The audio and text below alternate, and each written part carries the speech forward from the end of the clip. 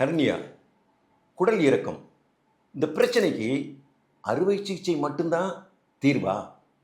மாற்று வழி மருத்துவம் இருக்கா டாக்டர்? ஹெர்னியா அப்படின்றது ஒரு குடல் இறக்கம். இந்த குடல் இறக்கம் அடிவயிற்று பகுதியில் உள்ள தசைகள் வீக்காகி அது வழியே குடல் கீழே இறங்குற மாதிரி. உதாரணத்துக்கு ஒரு சாக்கு மூடை இருக்குது, அதில் லேசாக கிழிஞ்சு அது வழியே கத்திரிக்காய் அப்படி வெளியே பிதுங்கி எட்டி பார்க்குறது.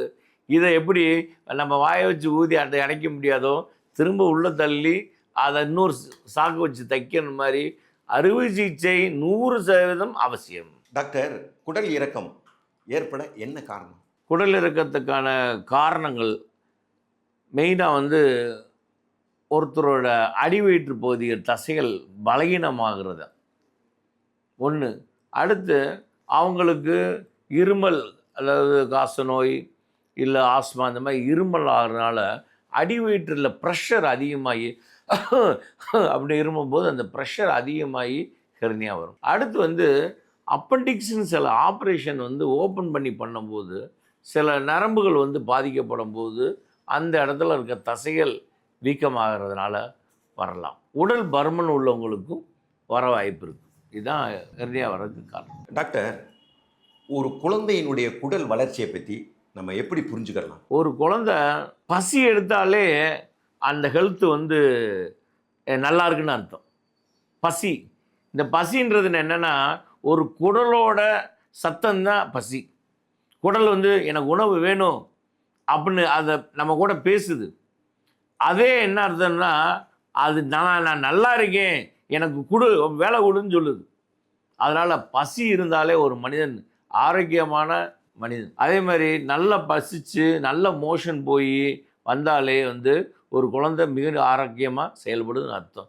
அந்த மோஷனோட கலரு, அதே மாதிரி அவங்களுக்கு ரத்த சோகை இல்லாமல் இருக்கிறது, இது எல்லாமே குடல் ஆரோக்கியத்துக்கு, குடல் ஆரோக்கியமாக இருக்குது அந்த குழந்தைக்குன்னு நம்ம புரிஞ்சுக்கலாம். இப்போ பெரும்பாலும் இந்த பேரண்ட்ஸ்லாம் கேட்பாங்க, சார் என்ன சார் இந்த குழந்தை ஜீரணமாக நல்லா இருக்கா சார், இது எப்படி சார், ஏதாவது வயிறு கம்ப்ளைண்ட் சொன்னாலே சரி என்ன சார் நல்லா இருக்கா, இவன் நல்லா வளர்றானான்னு கேட்டுப்போம். நார்மலாக ஒரு குழந்தையோட குடல் வளர்ச்சி நல்லா இருக்குன்றத எப்படி நாங்கள் அனுமானிப்போம்னா, செரிமானம் நல்லா இருக்கா. செரிமானம் நல்லா இருக்கான்னு எப்படி கண்டுபிடிக்கிறது?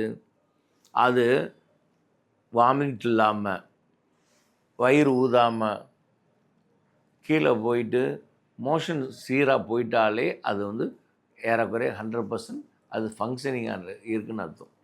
எப்பப்போ செரிமான டிரேஞ்ச்மெண்ட் வருது, ஒரு வாமிட்டிங், ஒரு வாந்தி இல்லாமல் இருந்தாலே கண்டிப்பாக அதுவும் இறப்பை புண்ணோ இல்லை குடலோட அடைப்போ இல்லைன்னு நம்ம புரிஞ்சுக்கலாம். ஒரு மோஷன் நல்லா போயிட்டாலே மலக்குடல் சீராக வேலை செய்யுதுன்னு புரிஞ்சுக்கலாம். இதில் டிரேஞ்ச்மெண்ட்ஸ் எங்கெங்கே வரலாம்? ஒன்று இறப்பை, பயிர் வலி, வாந்தி, இது 2 இறப்பை கோளாறு. பித்தநீர், புண்ணு சரியாக வரலைன்னா அப்படின்னா மஞ்சக்காமலை வர ஆரம்பிச்சிடும். பேங்க்ரியாஸ் அது செயல்படலைனாக்கும் மோஷன் அங்கங்கே குதம்பி செமிக்காமல் ஃபேட்டுன்னு சொல்லுவாங்க, கொழுப்பாக போகும். இதே சிறுகுடலில் ஏதாவது ஒரு புண்ணோ இதோ இருந்துச்சுன்னா மோஷன் போகும்போது ரெட் கரண்ட் ஜெல்லின்னு சொல்லுவாங்க, அதாவது ஜெல்லி மாதிரி மோஷன் போகும். அதே இது மலக்குடலில் ஏதாவது பிரச்சனை, ரத்தப்போக்கு இருந்துச்சுனாக்கும் மோஷன் போகிறதுக்கு முன்னாலேயும் ரத்தம் வரும், போய் முடிஞ்சதுக்கப்புறமும் ரத்தம் வரும். அதே மாதிரி கோலைட்டிஸ், அமீபிக் கோலைட்டிஸ் அந்த மாதிரி இருந்துச்சுனாக்கும் மியூக்கஸ் டூல்ஸ், மியூக்கஸ்னால் சளி மாதிரி இருக்கும். ஆசன வாயில் அவங்களுக்கு பார்த்தாங்கன்னாக்கா கை வாஷ் பண்ணும்போது சளி மாதிரி வரும். ஸோ இந்த மாதிரி டிரேஞ்ச்மெண்ட்ஸை தான் நான் யூஸ்வலாக பேஷண்ட்டோ அந்த அவங்களோட அறிகுறிகளை வச்சு கண்டுபிடிக்க முடியும். மீதி நோய்கள் நிறையா இருக்குது, அது ஸ்கேன்லேயும் மருத்துவர் கைப்பட பண்ணக்கூடிய நோய்கள் நிறைய நோய்கள் இருக்குது. பட்டு இது நோயாளிகள் கண்டுபிடிக்கக்கூடியது இவ்வளோ தான்.